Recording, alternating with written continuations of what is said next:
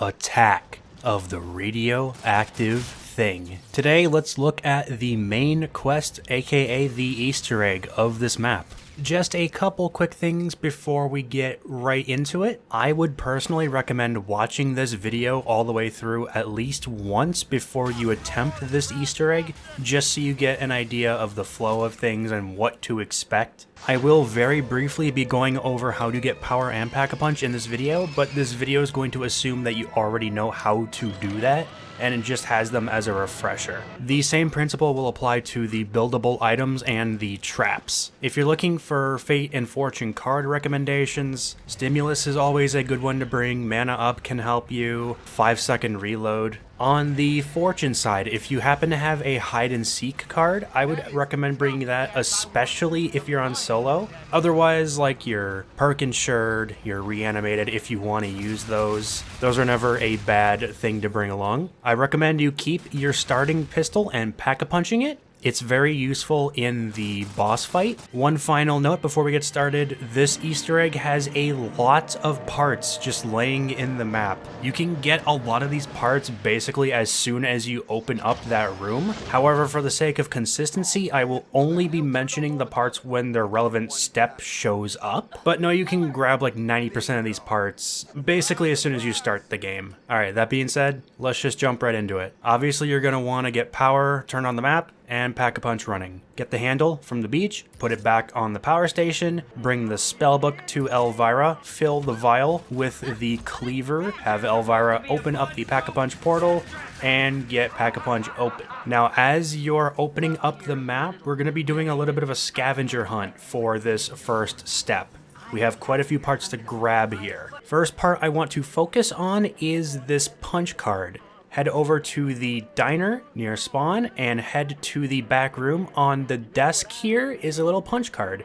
Go ahead and hold your interact button to grab it. We are also going to need 3 mirrors. You will need to grab the crowbar melee weapon to obtain 2 of the mirrors. The crowbar can be found at the motel in the maintenance closet. For our first mirror, head to the main street outside the grocery store. Look over to this white car, and you'll notice this mirror is bent. Whack it with your crowbar, it'll fall on the ground, and you can pick it up. That's our first mirror. We're gonna need that in a little bit here.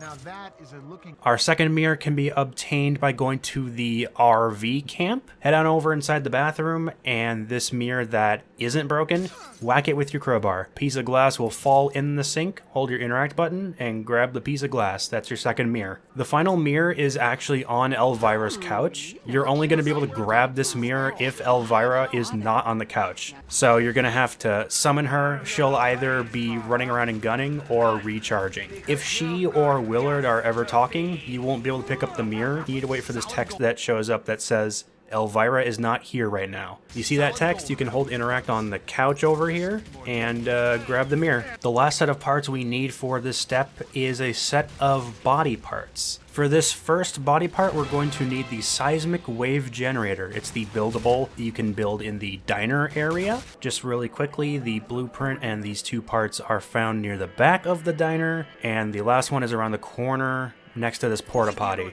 Build the seismic wave generator. Go ahead and grab it. You want to take it to the beach. Head over to where you grabbed the power handle and put the wave generator near where this arm is, and it'll thump the ground and the arm will slowly rise up again. And once it's all the way up, you can go ahead and walk over and grab the arm. With this arm in your inventory, go ahead and head back up to the main street. Grab this white box on the side of the garage side passageway. Bring it over to the grocery store and repair the freeze trap. We're gonna need to run the freezer trap. We don't need to get kills with it, we just need to run it. Once it's done, we're going to walk inside with the crowbar, and you want to melee this husk over here. It will disappear, and this will allow us to grab this zombie torso. Approaching the TV station from the spawn entryway past quickies, you want to look to this tree. There is actually a zombie leg stuck in this tree. You're going to want to take a frag grenade and cook it, toss it so it explodes in the middle of the air.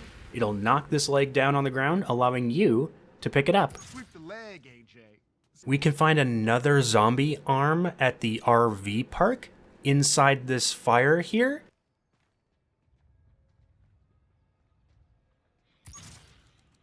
For our second leg, we're going to need to wait until round 5. At round 5, you're going to start seeing these green zombies in military garb, and they have this green glowing stuff around them. The first one of these that you kill with the cleaver melee weapon will drop a leg that you can pick up. You'll most likely be at this round when you're filling up the vial to get Pack-a-Punch open, so just make sure you're paying attention if you're using the cleaver. The leg will always drop from the first green zombie you kill with this cleaver. For the zombie head, we're going to need to actually go into the projector room. On the wall to our left when we walk in, there's a small button on the wall. Go ahead and interact with the button, and when you go to leave the Pack-a-Punch room, you'll be teleported inside this little RV, and at the end of the room here is a zombie head on a plate. Grab that zombie head. You only got a few seconds in here before it kicks you back out to the actual map, so be quick. So at this point, you should have a punch card, 3 mirrors, and a complete zombie body, a torso, 2 legs, 2 arms, and a head. You're going to need to bring all of that to the spawn room. Hold your interact button on these locations and you'll put your mirrors down. So this group of pills here, then this green box, then the edge of this big brown box. And directly to the right of this big box, go ahead and walk up to this little computer and put the punch card in. Our zombie body parts will go on top of this green gurney. We're going to need to enter a 5-digit code into the punch card computer. Most people are able to brute force this code, myself included, but there recently has been a way discovered to actually read the code. If you head to the TV station where Elvira is, on this shelf, you'll notice a set of film reels. If you look closely at the center of these reels, they have numbers on them. These numbers actually correspond to our punch card code. And the order you read these reels in is the first 2 on the shelf, then the one that's on the floor, and then the last 2. They can be a bit hard to see in the video, but my numbers here were 3, 5, 6, 4, and 8. When you interact with this punch card machine, you'll get this light that goes from left to right. Each of these little dots is a number. It goes from 0 to 9, all single digit numbers. Your goal is to click or interact when the light is on the node that represents the number you're trying to hit. My first number is a 3, so I want to hit the 4th light because the first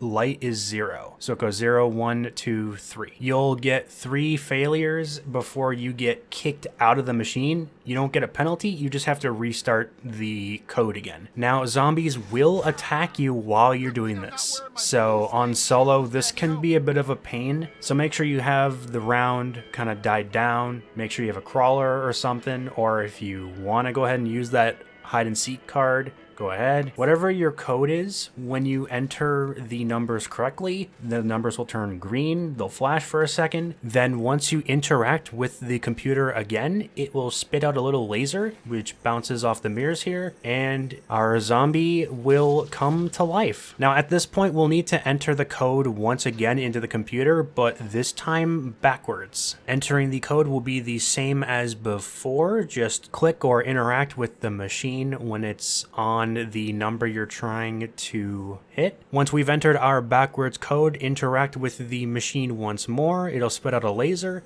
It'll shoot our zombie, and the zombie will turn into a key. I don't know, man. I just work here. Pick up the key and take it to the garage on the main street. You can open this garage door, and there will be some interesting stuff inside this garage. Most notably, on the right here, a couple of pages. These pages actually belong to Elvira. This is part of her spell book. You definitely want to pick these up and give them to her. This will give her this little fireball ability when you summon her. Makes her a lot more useful than she already is. Alright, it's time to address the elephant in the room, or should I say the bomb in the room. Yeah, we have a little mini nuke in here, and this mini nuke actually needs a couple parts. The first out of 3 bomb parts can be found outside the motel and the TV station on this little road. You want to go prone and look underneath this car and grab this little part.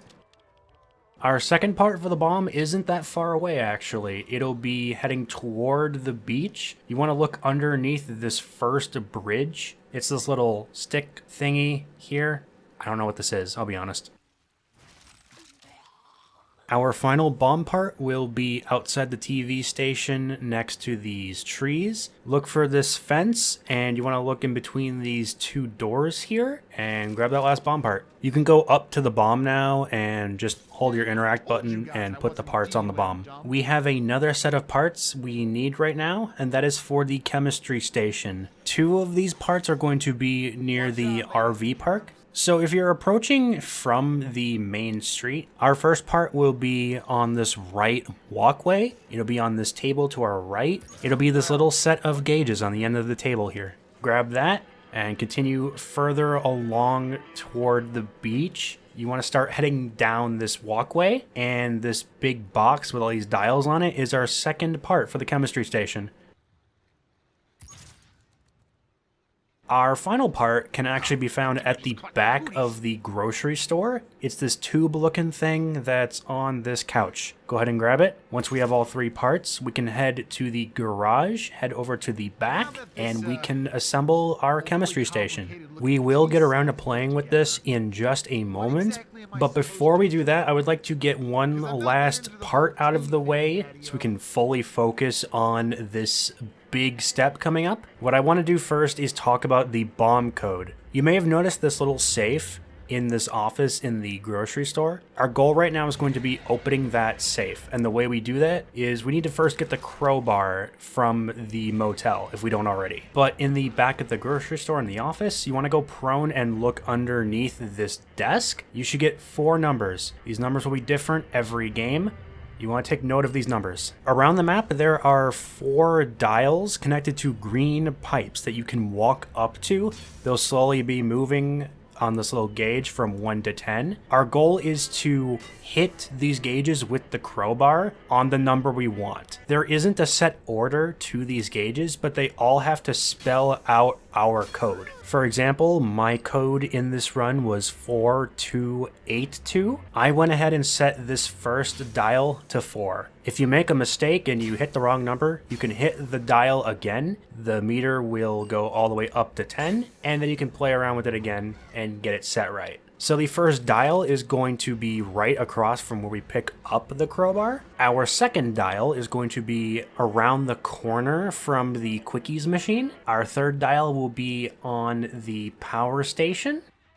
And our last dial will be at the main square on the other side of the auto shop. If you have all these dials stopped at numbers corresponding to your desk code, the safe should be open when you go back to look, and inside will be a piece of paper. When you grab the paper, you will be given a 5-digit code in your inventory. I strongly recommend you write this number down. This number is used in the final part of the boss fight. You will not be able to open your inventory when you need this number, so please write this down. It'll be different every game, so don't necessarily use my number as an example. With the bomb code secured, we can now focus solely on the chemistry step. Chances are, if you've heard anything about this map or this Easter egg, it's this step. This step is infamous among the zombies community. Now, this step is a bit complex to understand, but I'm going to do my absolute best to break this down in the most simplest way. TLDR, we're making a chemical mixture to put on the bomb and make it potent enough to defeat the radioactive thing. We need a couple pieces of information before we get into the meat of this step. First, I want to show you how to find your TV color. You might have noticed in the TV station, there's this button you can press, and you can play with the colors on the map. You can make it a red tint, a green tint, or a blue tint. We need to find out which of these filters we need to use when we read these chemistry boards for our chemistry step. In 4 places around the map, there will be a number, an equal sign, and then this symbol. I'm going to call this the O symbol. There are 4 locations, and they will all say O equals number. 3 of these equations are lying. We need to find the one that is telling the truth. The way we do that is we look at all of these numbers through our different colored filters. There is a chance that the equal sign turns into a does not equal sign. If the equal sign turns into a does not equal sign in any of the color filters, that equation is wrong. You'll have to use process of elimination or just finding the number that never has a does not equal sign no matter which filter you use to find our O number. So the numbers we want to look for are under the bridge on the beach, on the front door next to the garage, in the back room of this diner, and inside the RV taken from the Pack-a-Punch portal. Now, if you don't want to use the Pack-a-Punch portal every time and press the button, you can look inside the RV from the outside by going over here and jumping and looking inside. You want to go around the map with each color filter, and you want to weed out which of the equations are does not equals and which ones stay as equals. One of these equations will never have a does not equal no matter what filter you use. In my case, it was the back of the grocery store here. My O number turned out to be 4. Obviously, yours will probably be different when you do this, but write down whatever your O number is because we're going to be using it a lot in the chemistry step. Once we have our O number, go ahead and head to the motel and head inside the receptionist office and look on this wall here. You'll see another number and a weird symbol. I call this our M number. In my case, my M number was 12. You'll want to make note of this as well. Once you have your O and M number, go back to Elvira's place. You want to look at the TV next to her couch. You want to take your O number and your M number and you want to multiply them. In my case, my O number was 4 and my M number was 12, so my number multiplied is 48. This multiplied number and the TV are going to tell us which color filter we need to use when looking at the chemistry board for the chemistry step. So as you can see in my game, if our multiplied number was less than 45, I would have had to use the blue filter. If it was between 45 and 47, I would have had to use the red filter. But my multiplied number for my run was 48, which is greater than 47, obviously. This means I have to use the green filter. So you'll be seeing a lot of green in this video. Again, your numbers are going to be different. The filter you use will probably be different from mine, but the process to get these numbers and these filters will remain the same. Keep your O number handy because you're going to need it a lot. Now we know we're putting a chemical mixture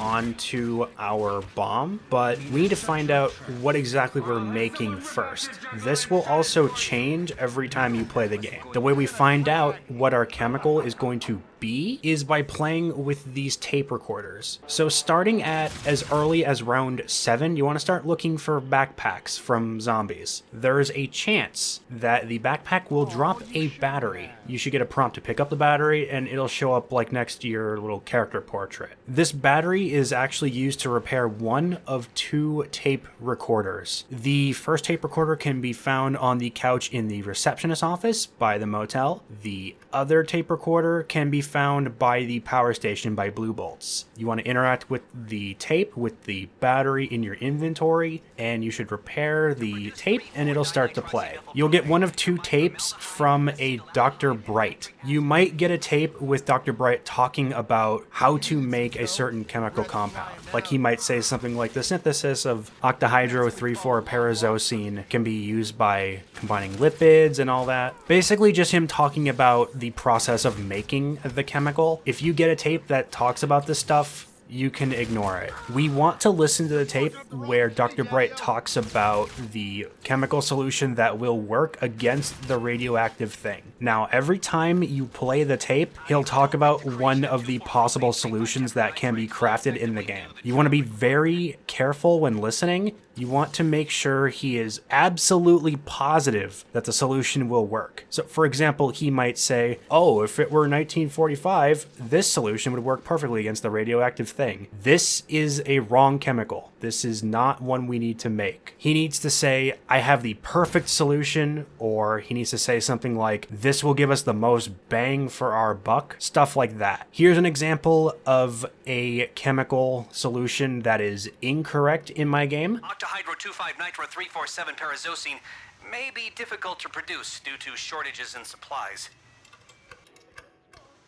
1,3,5-teranitrophenol has been found to work, but its reaction time may not be adequate given the situation at hand.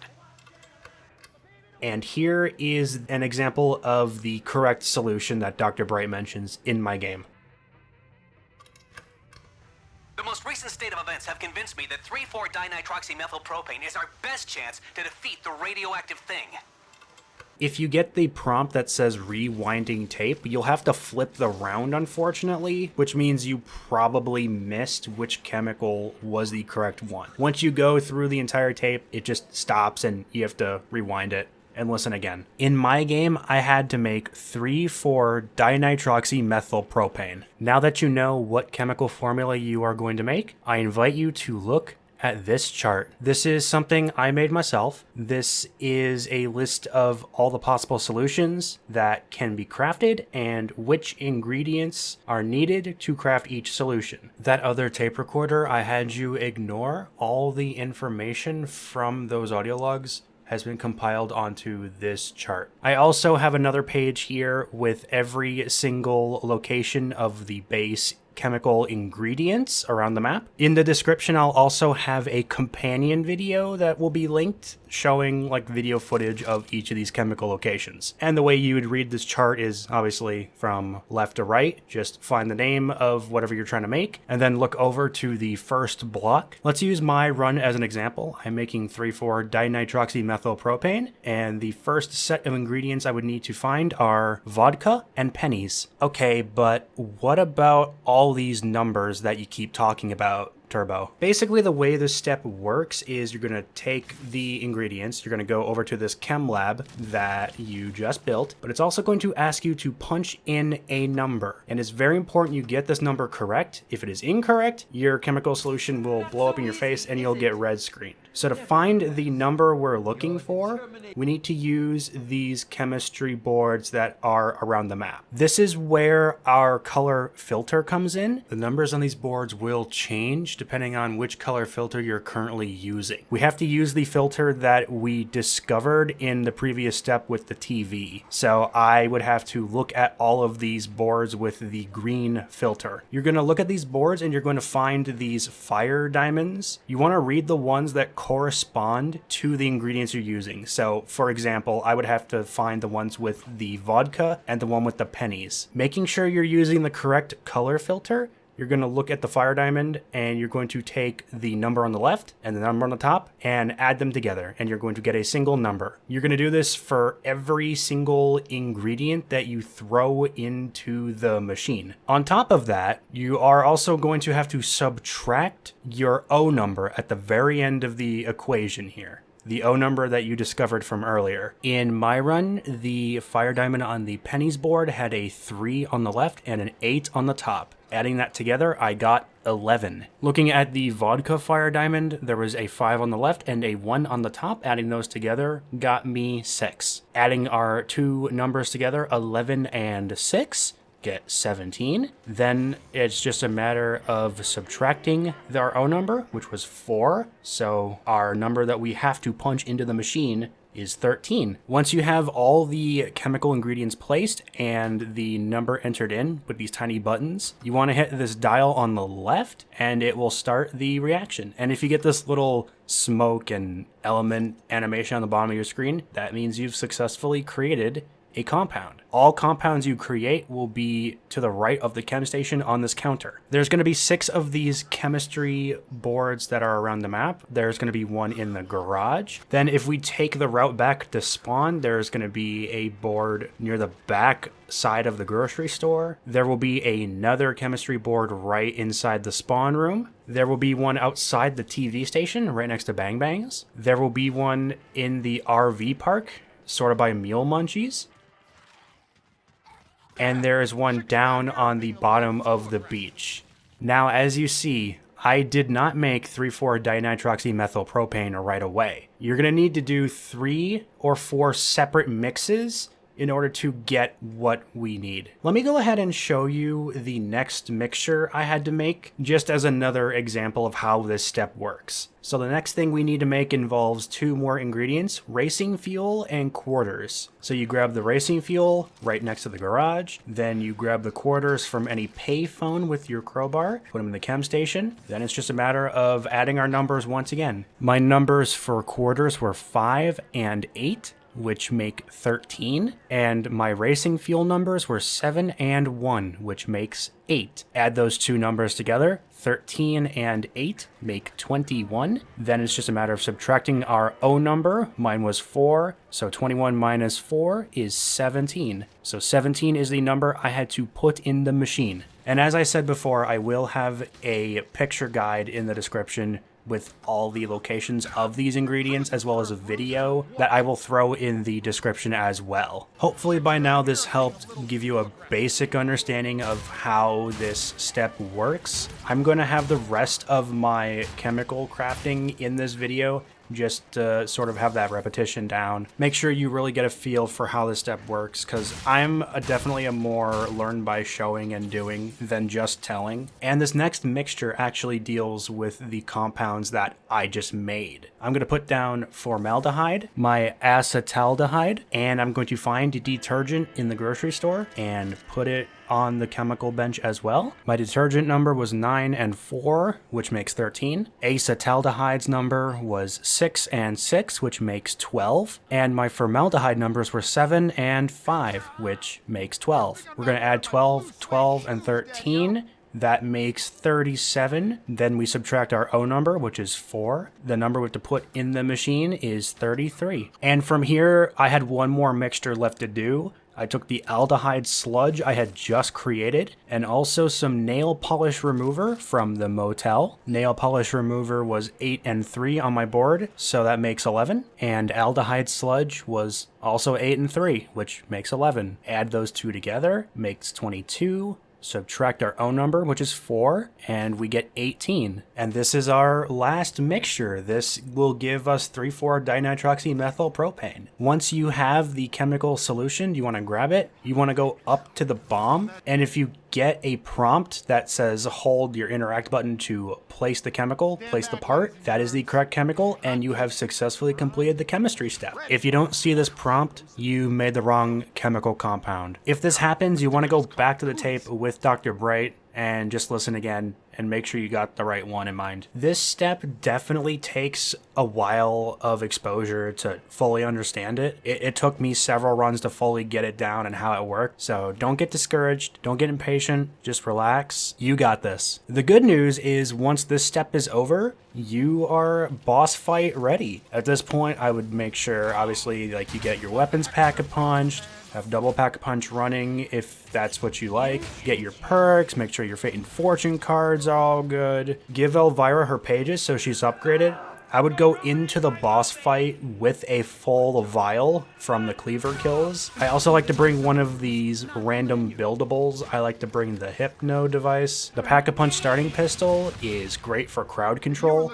I'd also recommend just your basic bullet-based weapon, FHR, VPR, Mauler Sentinel. As long as it's reliable, it shouldn't give you too much trouble as long as you take the fight carefully. Once you're ready for the boss fight, you'll want to interact with the bomb. Every player in the game will have to do this if you're not on solo. The bomb will take around 30 seconds to charge up a teleportation sequence. Your character will have a quote once the bomb is fully charged. At this point, you will have to hold will interact on the bomb again, and everyone else in the game will have to do it at the same time as well, depending on how many people there are. You know the drill. You'll get teleported onto the beach. The boss fight begins now. I'm going to divide this fight into 3 distinct phases. So this is phase 1. If you've ever played Overwatch or TF2 or any shooter like that, this bomb is on a cart, and when you get close to the bomb, you move it forward on a predetermined path. It's a payload. Just stick close to the payload and move it. Obviously, zombies are going to be running at you while you're doing this, so stay on your guard. Krogzilla, as he's called, will also launch these yellow fireballs at you from time to time. When he launches a group of these at you,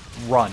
Do not try to tank them. I will say, just for the record, these are able to be shot out of the air and disintegrated, but I would not recommend doing this, especially if this is your first time. Play it safe, run away from the bomb or wherever you are when he fired the things at you. Take it safe, take it slow. You're going to keep pushing this payload down the beach. Watch for zombies, watch for fireballs. You will get a max ammo that spawns near the center of the beach, near where you buy the OSA, so just keep that in mind. Also keep in mind when you get closer to Krogzilla, he's going to start launching the fireballs basically as soon as you touch the payload. So I like to run a train when I get closer to the beach. He'll start to shoot little Krogs at you. I like to at least kill these, if not the regular zombies, just because the Krogs walk weird and they can mess up your train. But I resort to just kind of doing this loop and pushing the payload every so often, moving out of the way. Patience is definitely key in keeping a cool head in this boss. Once you get the payload to the edge of the beach, it'll launch the bomb, and Krogzilla will eat it. This begins phase 2. I call this the death ray phase. Krogzilla is going to walk up to the beach fully, and at this point he's going to actually attack you himself. Krogzilla has 2 major attacks you need to watch out for. His scariest attack is when he raises 1 or 2 of his claws up in the air, slams down on the ground. He will make a shockwave which travels directly forward. If this shockwave touches you, you will go down. You do not want to be in the direction of his shockwave. It doesn't matter where you're standing, if you're up on a hill, if you're down on the beach, get out of the way of his line of sight. The shockwave will travel in a straight line forward, so as soon as you see him rearing his claws, move to the side. His other attack is a green laser which he will fire from his eye. He'll fire at wherever you're standing, so make sure you move out of the way. It does deal a bit of splash damage, so just keep that in mind. This will down you if you're too close. When Krogzilla does each of these attacks, you'll notice a little green thing on his chest that starts to glow. Your goal is going to be walking on to one of these death rays that you see around the beach.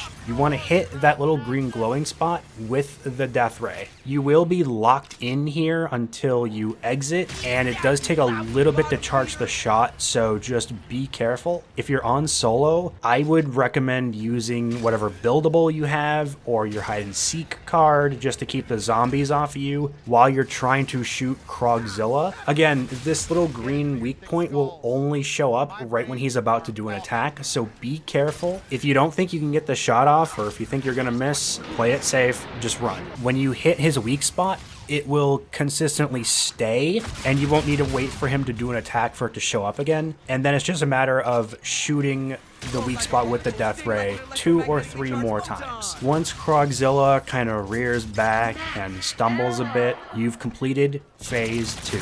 At this point, every player in the game will need to go up to the cart where the bomb was and interact with it to start another teleportation sequence. This begins phase 3. This is the point that I like to go over to Elvira's podium. It's over here on the right side of the beach, and activate it. You're gonna need her because this is basically a survival phase. You're gonna get a horde of zombies and some Krogs running at you, and almost immediately Krogzilla is gonna breathe out this green mist, and this part of the beach closest to him is going to be covered in this hazardous gas. Obviously you don't want to stand in that gas. You're gonna fight a couple waves of zombies, he'll lob a couple Krogs at you from time to time, and then he'll breathe out more of this green mist. It'll cover more of the arena. He's gonna slowly push you almost to like the bridge, like the big bridge underneath it. This is why I recommend the starting pistol Pack-a-Punch. It's great for crowd control, which you'll need with the increasingly limited space you'll have at your disposal. Eventually the gas is going to get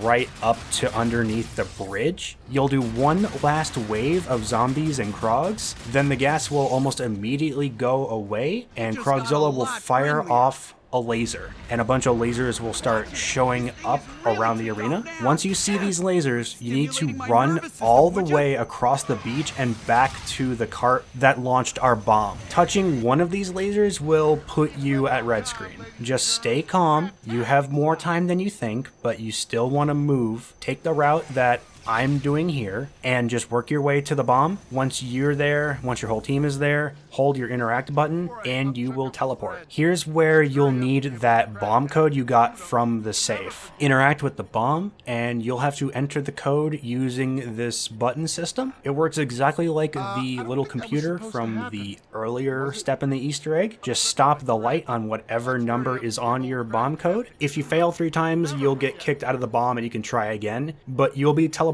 outside of the monster after about 30 seconds. If you don't get the code correct in time, you'll have to do phase 3 of the fight all over again. If you enter the code correctly, however, that's the boss fight. You have successfully completed Attack of the Radioactive Things Easter egg. You'll get a cutscene and then you'll be put back into the game. Just make sure you grab a piece of the soul key that shows up on your way out. And if you made it this far, congratulations on hopefully another Infinite Warfare Easter egg under your belt. Completing this Easter egg will allow you to play as Elvira in Attack of a Radioactive Thing. Just enter this code at the main menu and hop in the map, and you'll play as Elvira. If this guide helped you in any way, shape, or form, or if you otherwise enjoyed the content, let me know in the comments below. If you think there's something I could do better, let me know as well. I welcome all the feedback. Really quickly, I'd like to make a shout out to DefendTheHouse. It's because of their YouTube channel and their Discord community that we got a real solution for how to get the punch card code solved.